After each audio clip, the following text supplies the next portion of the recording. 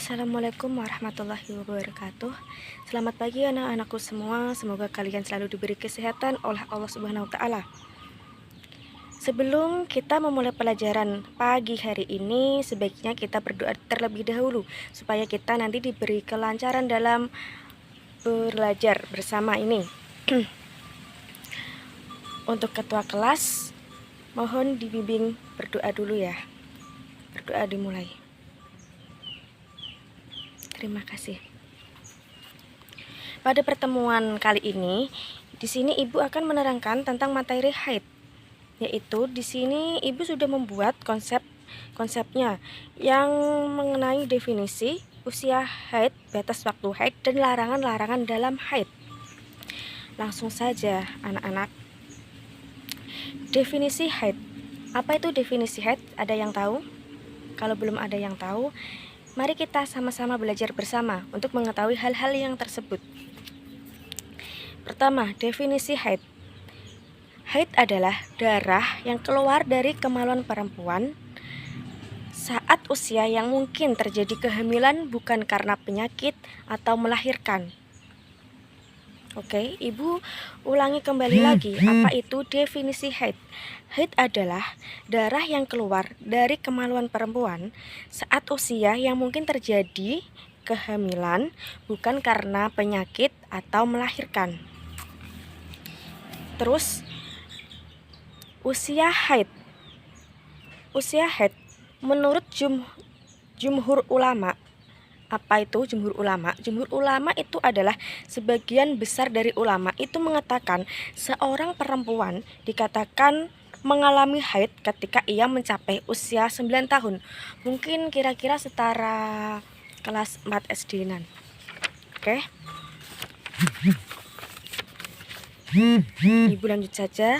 Tadi seusia 9 tahun ya seorang perempuan itu sudah mengalami haid. Sehingga darah yang keluar dari kemaluan anak kecil yang belum berusia 9 tahun tidak dianggap darah haid. Hanya saja hal itu disebut darah istihadah.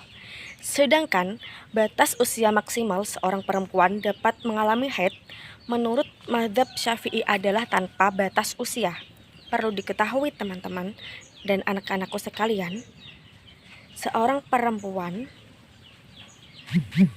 batas maksimal mengalami haid menurut mazhab Syafi'i adalah tanpa batas usia.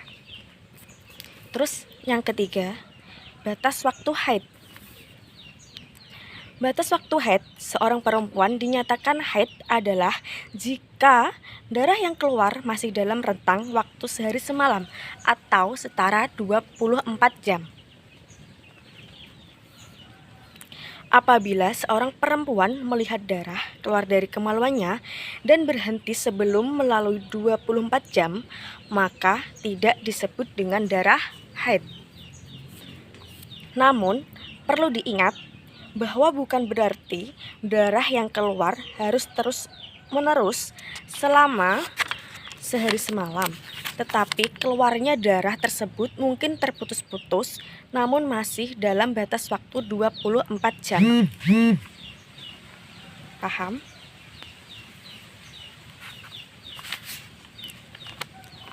Kita lanjutkan. Larangan-larangan haid. Di sini ada beberapa hal yang memungkinkan orang haid itu tidak boleh melakukannya. Antara lain yang pertama adalah sholat. Para ulama bersepakat bahwa pada saat haid, wanita tidak boleh sholat dan tidak boleh berpuasa. Perlu diingat-ingat anak-anakku semuanya, jika perempuan mengalami haid, perempuan itu tidak boleh sholat dan berpuasa ya.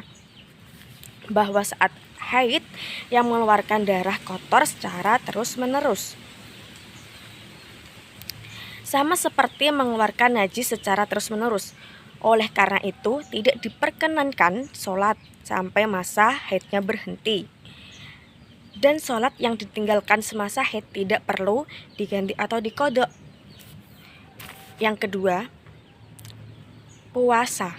Wanita yang haid tidak diperbolehkan untuk berpuasa, tetapi wajib untuk mengqadha atau di lain waktu selain dari waktu puasa wajib Ramadan. Terus yang ketiga, berdasarkan Quran Surah Al-Baqarah ayat 222, saat wanita mendapat haid, maka ia diharamkan oleh syariat Islam untuk melakukan hubungan suami istri dengan suaminya. Yang keempat, tawaf. Tawaf dalam berhaji juga adalah hal yang sangat dilarang untuk dilaksanakan ketika wanita mengalami haid. Untuk itu, aktivitas tawaf dilewatkan bagi wanita yang mengalami haid. Yang kelima, tidak boleh masuk masjid. Jadi, anak-anakku, wanita yang mengalami haid itu tidak diperbolehkan untuk memasuki masjid ya. Yang keenam, yang terakhir adalah tidak boleh membaca Al-Quran. Untuk kalian, anak-anakku perempuan, kalian itu tidak diperbolehkan untuk membaca kitab Al-Quran saat sedang haid.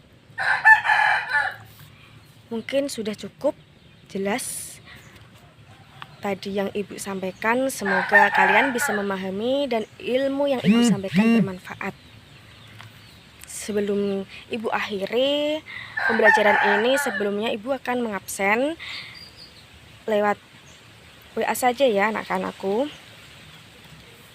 Sebelumnya Ibu mengucapkan terima kasih atas perhatiannya kalian semua sudah mengikuti pelajaran hari ini.